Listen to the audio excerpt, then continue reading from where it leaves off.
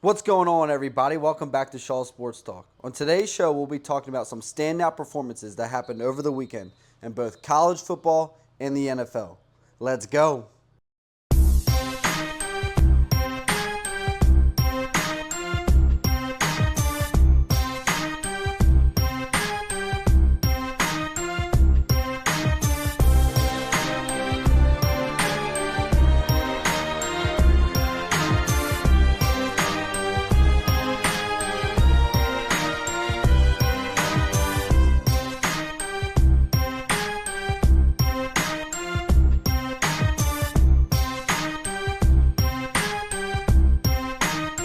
We're going to start off with some college football. And with that being said, you know we got to start with the Oklahoma Sooners because they dominated the Michigan Wolverines.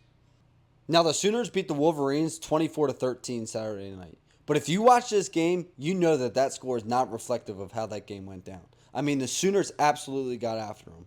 And when looking at how this game went down, we got to start with Oklahoma quarterback and my game ball winner of the week, John Mateer. Before we get into Mateer's performance from Saturday night, we got to hit the rewind button and look at the 2024 season. In 2024, this dude was with the Washington State Cougars. And as a Cougar last season, he threw for about 3,100 yards and rushed for about another 850. So this guy showed he's a real deal dual threat last year. And following the 2024 season, Mateer decided to hit the transfer portal. And when he did that, he was one of the most coveted recruits in that class. Everybody wanted this guy. But at the end of the day, he decided to go be an Oklahoma Sooner. And it's looking like Oklahoma hit an absolute home run getting this guy. I mean, John Mateer looks like he was born to play quarterback for the Sooners. Now, what a lot of people don't know, because I didn't know this myself, the Oklahoma OC is Ben Arbuckle. Now, the thing about Ben Arbuckle is he was actually at Washington State with John Mateer, and he served as the offensive coordinator there and the quarterback coach. So him and Mateer have plenty of history, and they seem like a perfect match themselves. And Arbuckle had Mateer rolling Saturday night against the Wolverines. I mean, John Mateer really showed us what he's all about. First, his dynamic playmaking ability. He showed us that he can extend plays, break away from sacks, and make big things happen down the field. Second, he showed off his arm talent. I mean, this dude has elite arm talent and can make any throw under any circumstance. We saw him make a big-time throw when pressure was coming in his face. No diddy. We saw him make a big-time throw when he got flushed outside the pocket and was on the move. We saw him make a big-time throw when he had a clean pocket and could just step in it. I mean, this dude can make any throw under any circumstance. And then finally, this guy is a dynamic runner, a real deal runner. He's powerful, he's strong, he's quick, he's fast, he's elusive. I mean, he's a real dual threat quarterback like I mentioned earlier, and he showed all of his talents Saturday night. Pressure. Mateer escapes and slings it downfield into traffic. Catch made. Satania knocked out. Back another 2 or 3 yards. Mateer from the end zone launches down the far sidelines. Has a man. Two tight ends on the left for Oklahoma. Blaylock is the back. Mateer running all the way. Gets free. Mateer. Touchdown Oklahoma. That drive. Now, stat-wise, Mateer finishes this game 21 of 34 with 270 yards and a passing touchdown. And then in the run game, he had 19 carries for 74 yards and 2 touchdowns. Now, the stats speak for themselves, and if Mateer keeps playing like this and keeps putting up numbers like this, the Sooners are going to win a lot of games. But that won't be the reason the Sooners win an SEC title or make it to the college football playoffs. When you're the quarterback of a team, make no mistake about it, you are the heart and soul and the face of the team. You can have all the talent in the world, but if you don't have energy, passion, and leadership, your team has no shot at winning a championship or any big game. And that's why John Mateer had me so fired up Saturday night, and that's why I have so much faith in this Oklahoma Sooner team moving forward. Because Mateer was the ultimate leader, he was the ultimate competitor, and he was just the ultimate teammate Saturday night. And he showed me all these things through multiple different ways. First off, he put his body on the line all night long for his teammates. I mean, he was a physical runner, and he didn't turn down any contact. And I can tell you, when guys see their quarterback doing that, they're going to freaking get fired up and make them play that much harder.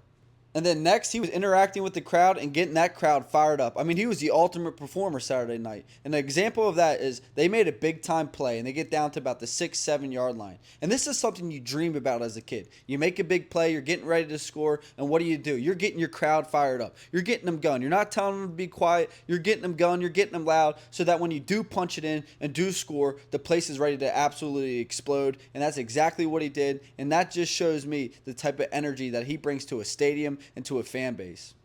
It's going to be that type of leadership and that type of energy for the reason why this team makes it to an SEC title perhaps and even the college football playoffs. But another main reason is going to be because of the boss man, head coach Brent Venables, because I'm loving what I'm seeing out of him. Now I got a quick story for you guys. Before Coach Venables was the head coach at Oklahoma, he was the defensive coordinator at Clemson. And in 2019 when I was playing for Ohio State, we made it to the college football playoffs and played Clemson in the Fiesta Bowl. And during that year, I was on scout team defense, meaning I had to give our offense the opposing team's defensive look. So when we were getting ready for Clemson, I was replicating Coach Venables' scheme. And I can honestly tell you that his scheme was fun as hell to play in. It's downhill, it's fast, it's aggressive. He uses his safeties a lot. He uses his secondary a lot and creative pressures. I mean, he really knows how to get after offense, and he really knows how to be on the offensive while on defense.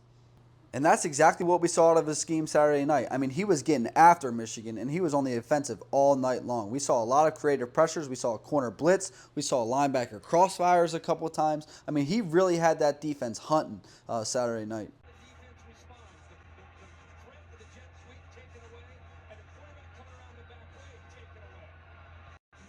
While Coach Venables' defensive play calling has had a huge impact on his defense and the Sooner team overall, that's not the biggest impact he's had. His biggest impact has come from his personality. Anybody that knows Coach Venables knows he's one of the most intense dudes in college football, hands down. And I firmly believe that his personality is starting to trickle down to the Sooner organization because that team just looked like they had extra intensity to them. They looked like they had an extra edge to them. I mean, they were playing pissed off, and it showed because they physically dominated the Wolverines. 3 or 4 in the early going. Hayes in the slot. Caught the ball, and Kendall Daniels hammered in the middle.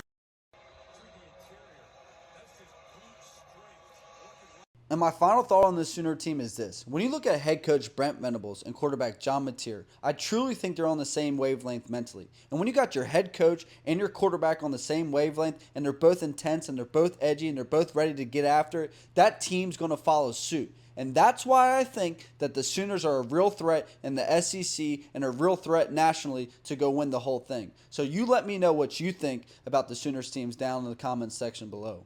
Next, let's move on to another standout performance from this past weekend. I'm talking about my brothers from the University of Southern California. And in particular, I'm talking about wide receiver Jacoby Lane and wide receiver Micah Lemon.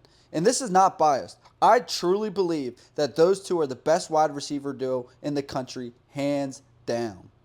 In my college football career, I played with some of the best receivers in college football of all time. Yes, of all time. I'm talking about Garrett Wilson, Jameson Williams, Marvin Harrison, Jackson Smith-Njigba, and Chris Olave. Now, when you talk about Jacoby Lane and Micah Lemon, I firmly believe that those two are right up in there with those and maybe at the top. Jacoby Lane is one of the best contested catches, whatever, I've ever seen, hands down. And when you look at Micah Lemon, he's like a mix of Chris Olave and Jackson Smith-Njigba. He's a smooth route runner. He's quick. He's fast. When I would cover him in practice, it didn't feel like he was running very quickly, but next thing you know, he's 2-3 steps behind you because he's got that type of speed that's very deceptive. I mean, both these receivers are as good as it gets, and man, they showed out this past Saturday. Now, I was in person and on the field for this Trojans game against Georgia Southern this past weekend, and I got to tell you what, being able to watch this team play without having to worry about playing myself was a real treat. Now, let's start with Jacoby Lane. Jacoby Lane made one of the best contested catches you'll ever see. But I got to be honest with you. I've seen him make this play 1,000 times in practice. I swear, like every single day when I was there, he was making one of these contested catches in practice. So I wasn't surprised to see it at all. I know anybody else on that sideline wasn't surprised to see it. And don't be surprised when you see him make like 8 to 10 of these this season because it's that good. Already more carries than he had in week 1. Mayapa back to the air. One-on-one. Lane! Oh, no. Chin with one hand. Ridiculous! Jacoby Lane!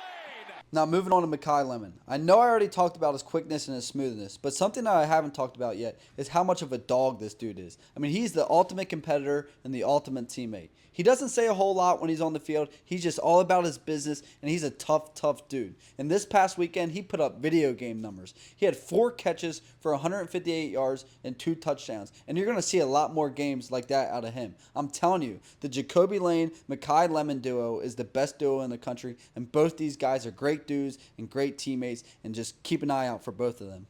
The tackles from USC. There's some questions there. Talanu starting because the restructured line late in camp.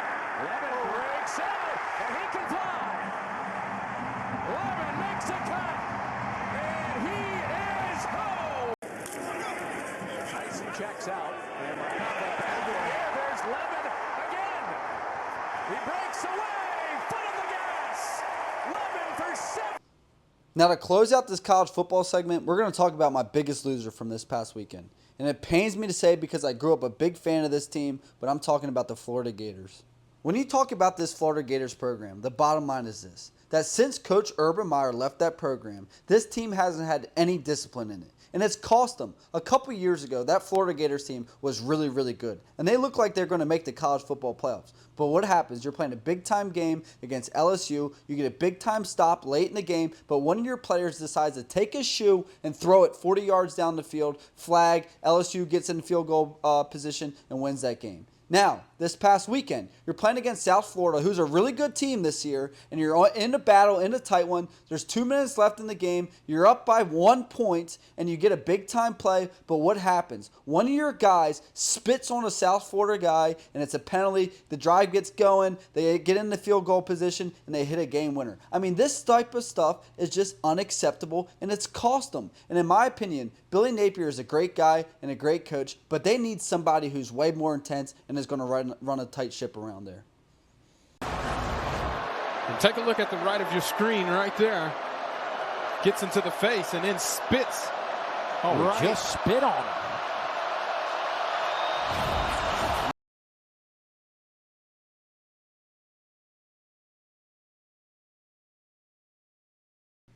I think being a great head coach, you got to find that fine line between guys fearing you and guys loving you. Let's talk about Urban Meyer. If a guy would have spit on somebody in a crucial situation like that, Urban Meyer wouldn't have had him doing sprints. Urban Meyer wouldn't have had him, doing some sort of penalty. Urban Meyer probably would have ruined his life, and that's just a fact. I mean, Urban Meyer probably would have ruined his life. But the thing is, these guys know that if I go mess around and do some stuff like that, Coach Meyer is going to ruin my life, so I better not do it. So you got to find that fine line between love and fear. And I think the biggest problem with Billy Napier is that his guys don't fear him enough. But that's just my opinion. Let me know what you guys think. But the fact of the matter is that Billy Napier is still your head coach. And he did have these guys rolling towards the end of last season. And he better get them rolling again. And I'm pulling for him because they have one of the toughest schedules I've ever seen. They play LSU next weekend. The weekend after that, they play Miami. Then they play Texas. Then they play Texas A&M, Mississippi State, Georgia, Kentucky, Ole Miss, Tennessee, Florida State. This season's going to go one of 2 ways. It's going to be really bad. I'm talking about a 2-win season probably. Or they can turn around, get to where they got last year, and really compete for an SEC bid. But I don't know. It's going to be a tough road ahead after losing to South Florida. Now it's time to shift our attention from college football to the NFL. And here's how I'm going to break it down. First, I'm going to talk about 2 games that really stood out to me, and then I'm going to talk about 2 individual performances that really stood out to me. So let's get into it. First off, we got to talk about the Baltimore Ravens versus the Buffalo Bills. And I got to tell you what, this game had me absolutely pissed off because I'm from Maryland and a big-time Baltimore Raven fan.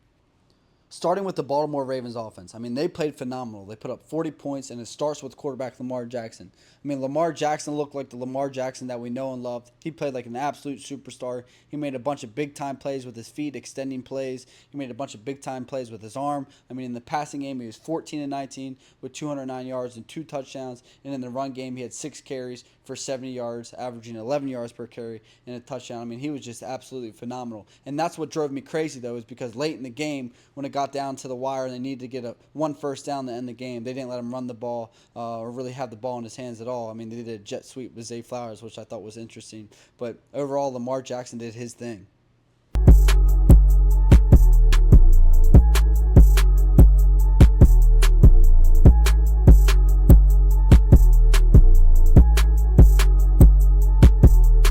Okay, now moving on to Derrick Henry.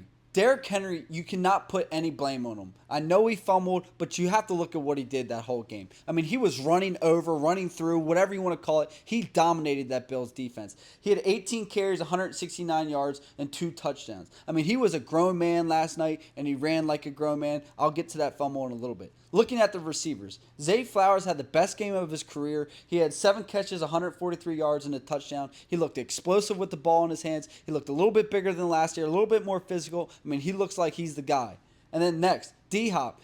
D-Hop had a vintage catch. I mean, that one-handed catch was nasty. It looks like he's going to be able to make some big-time catches for the Ravens moving forward. So this offense overall looked phenomenal, and they did everything they could. They put up 40 freaking points. As the Ravens quarterback. Toss, Henry, through the secondary, Henry to the end zone, touchdown. Hill in with Henry, the fake to Hill, the throw to Flowers, who got a terrific block and will score. What a block throw by Ronnie Stanley to free Zay Flowers and extend the Baltimore. He is having an opening night. Lamar laying it up for Hopkins. What? The veteran still got it. DeAndre Hopkins. Now, when looking at this Ravens offensive line, it's tough to tell how I feel because they did do pretty decent. They opened up some nice gaps for Henry, and they did protect Lamar Jackson at times. But there were also times where they were just getting flat out whooped. And the bottom line is they made Ed Oliver look like prime-time Aaron Donald. I mean, it was just unacceptable. Listen to these stats. Ed Oliver, last night, 6 tackles, 4 run stops, 3 tackles for a loss, 3 pressures, 1 sack, 1 forced fumble, 1 hurry, 1 quarterback hit, finished with a 95% run grade. And he was just penetrating that offensive line all night long. No diddy. Literally penetrated them. However you want to take that, he did it. He penetrated the shit out of that Ravens offensive line. And that's what happened on the fumble. He gets big-time penetration. He's in the backfield. By the time Henry gets the ball, he's right on top of it, and he gets a perfect hand on the ball. Ball comes out. I don't blame Henry for that really too much. I mean, Ed Oliver just whooped us all night long on that defensive line. So Payton, first-year player, I should say, is the man protecting, and Henry lost the football. But make no mistake about it, the Ravens put up 40 points, so their offense is not the reason why they lost this game. The reason they lost this game is their defense, and really, in particular, their pass rush, because they have no pass rush. They have 0 pass rush, negative pass rush, whatever you want to call it. They just have no freaking pass rush, and it's going to hurt them, and it's going to kill them, and I don't see this team winning the Super Bowl because they have no pass rush. That's how Josh Allen killed them last night. I mean, he was able to sit back there all night long with no pressure coming towards him. He was able to get outside the pocket, extend plays, and wait for things to develop down the field. And that's why he killed the Ravens last night, and that's why they came back. So they got to go get a pass rusher, or they're not going to win a Super Bowl. They're not going to win any big games. And that's the bottom line. And then lastly, I said this last night on a video, and I said it to my friends. Me as a safety, when you have to cover a guy for 4, 5, 6 seconds, and you're getting 0 pass rush out of your defensive line, it is a big-time pain in the ass, and it's really hard to do. But I got to tell you what, the secondary didn't play great in spite of that as well. Let's talk about Jair Alexander. I'm not going to hate on Jair. Jair's an NFL vet. He knows exactly what he did wrong. But let's talk about his mistakes and kind of just so we can learn about the game of football. As a defensive back, you're taught eyes, feet, then hands. Not hands and eyes, not feet then eyes, feet, hands, in that order. So he's in man-to-man coverage late in the game on number 5, Joshua Palmer. Man-to-man coverage. So all your eyes need to be is on your man. Don't look at the ball. Don't look at the backfield. But for some reason, Jair Alexander is trying to play man-to-man coverage on number 5, and he's peeking into the backfield at Josh Allen. And this allows Joshua Palmer to get by him. And then when the ball's thrown, you're 2-3 steps behind Palmer.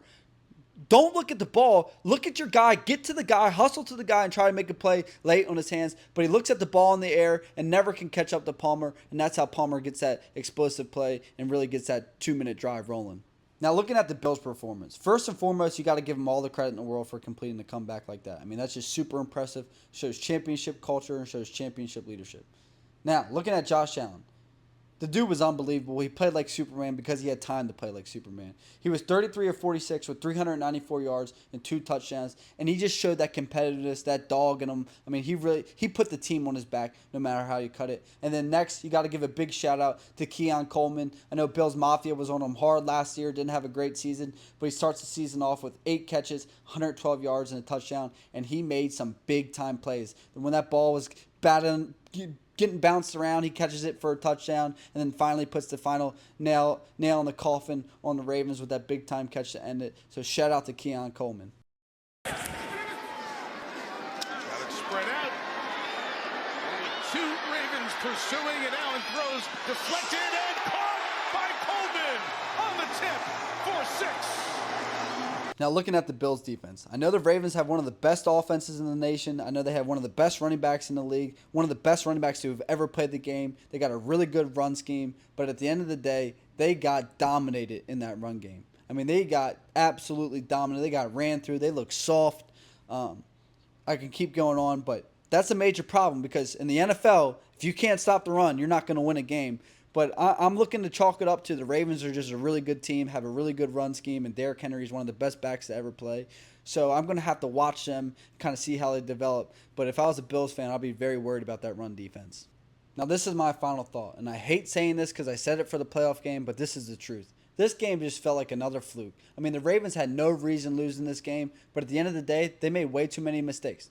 Letting the Bills get in field goal range with 1 second to go in the half is unacceptable and absolutely disgusting.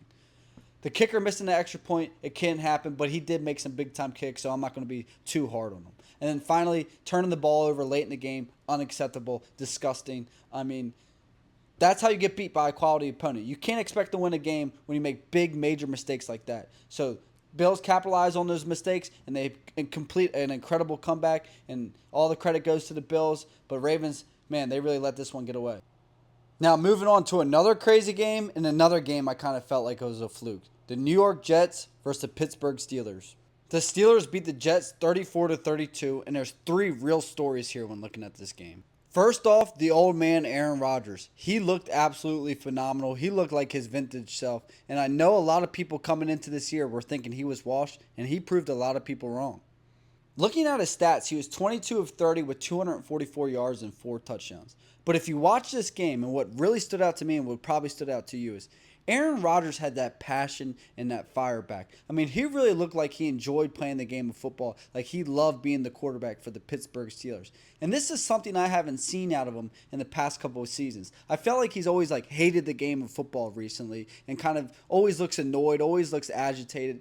But against the Jets this past weekend, he looked very lively, he looked very happy, he looked very calm, and he had that swag to him again. So I love seeing Aaron Rodgers prove people wrong, and I'm hoping he keeps this level of play up. 17 interceptions. Fake the handoff. Rodgers under a rush. Wide open. Touchdown. Calvin Austin.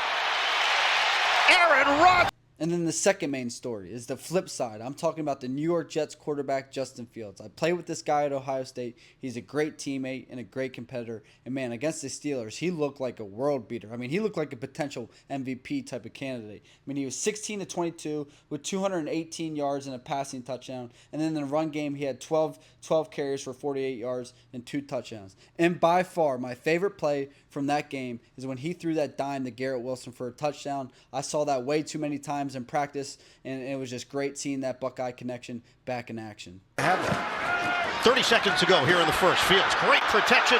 Deep ball on the way. Rainbow is caught. Garrett Wilson. Touch.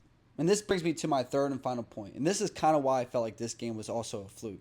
Watching this game and watching it kind of unfold, you didn't feel like the Steelers deserved to have 34 points. I mean, looking at the stats alone, they had 271 yards of total offense, and they only rushed for 53 yards, and the Jets rushed for 182 yards. I mean, looking at that stat alone, 99 out of 100 times the Jets should have won this game. But they didn't, and the reason they didn't is because they made some critical mistakes. First off, they muffed the kickoff return in the second half, late in the second half, which cannot happen, and they had momentum before that. And then secondly, they committed way too many dumb penalties that hurt them. They're going for points towards the end of the first half. They committed unsportsmanlike conduct, cancels out those points. Then The Steelers are going on a drive late in the second half. The Jets have momentum. Looks like they're going to get a stop, but they do a dumb, boneheaded late hit out of bounds. Clear late hit out of bounds. The drive gets extended, and then the Steelers go on to score. So they made far too many mistakes, but overall, if you're a Jets fan, you have to be proud for how they played. And I also said this to my friends yesterday. If I was a Jets fan, I'd be much more excited about the future than if I was a Steelers fan. Because the Steelers got kind of dominated. I mean, when you rush for only 53 yards and give up 182 yards, that just shows the kind of physical dominance that took place in that game. And the Steelers got to get that fixed. Now, I love Mike Tomlin. Even though I'm a Ravens fan, I have all the respect in the world for Mike Tomlin. And I think he's going to get that addressed. So maybe you can feel hopeful about the Steelers. But walking away, I'd much rather be a Jets fan than a Steelers fan after this game. Okay, now it's time for the last segment of the show. And for this last segment, I'm going to highlight two players that really stood out to me. And the first one is my NFL Game Ball Winner of the Week, Indianapolis Colts quarterback Daniel Jones, a.k.a. Danny Dimes. If you haven't noticed, there's been a little bit of a theme over the last couple minutes, and that's all about guys proving their haters wrong. And I got to tell you, nobody's faced more criticism over the recent years than quarterback Daniel Jones. And this season, he's off to a fantastic start and proving his haters and his critics wrong.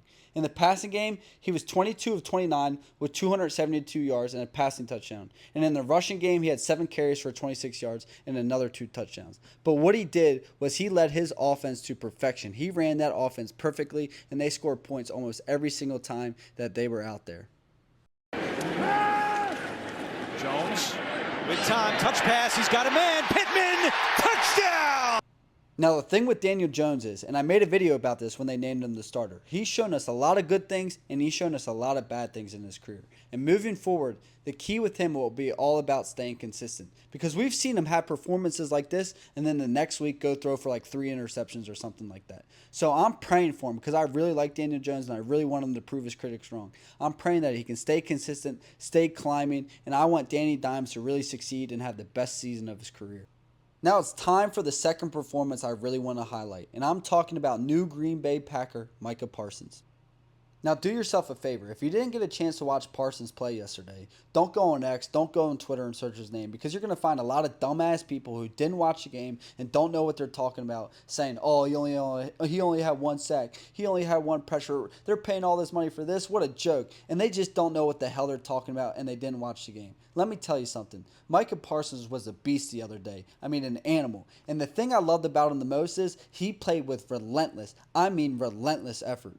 I mean, the Packers really moved him all over the place. They lined him up over the ball. They lined up on the edge. I mean, he played all over the place. And wherever he played with top-tier effort, like I said. And he went against one of the best tackles. When he was on the edge, he went against one of the best tackles in the NFL, Penei Sewell. And, man, he gave Penei Sewell a run for his money, both in the run game and in the passing game. I mean, I'm going to show you one clip, and it's a sack. I want you to see the pressure and the effort that this guy played with. Another twist. You go up, under... And look at the effort, the speed, the closing ability, the bend. Micah Parsons, you're in Green Bay, and they are happy. Number 1 for number 1. Now, the thing you really got to be excited about if you're a Green Bay Packers fan is that Micah Parsons is just getting back to playing the game of football. I mean, he missed a ton of time with his contract negotiations. So with him getting back in the swing of things, he's only going to keep getting better and better and better. And on top of that, if he pairs getting better with that effort and keeps that effort up, which is really cool to see because sometimes when you see these guys get paid that much money, their effort drops. But him, it seems like it's really inspired him and make him want to prove that he's worth that money. So if he keeps getting better and better and better and that effort stays high, I mean, he's going to be a fierce and probably the best defender in the National Football League. And that wraps up today's show from Shaw Sports Talk. Go ahead and let me know in the comment section if there's any questions you have or anything you want me to explain further, and let me know who your standout performers were from the weekend. Now go ahead and like this video and then hit subscribe to my channel so you can hear more of these breakdowns.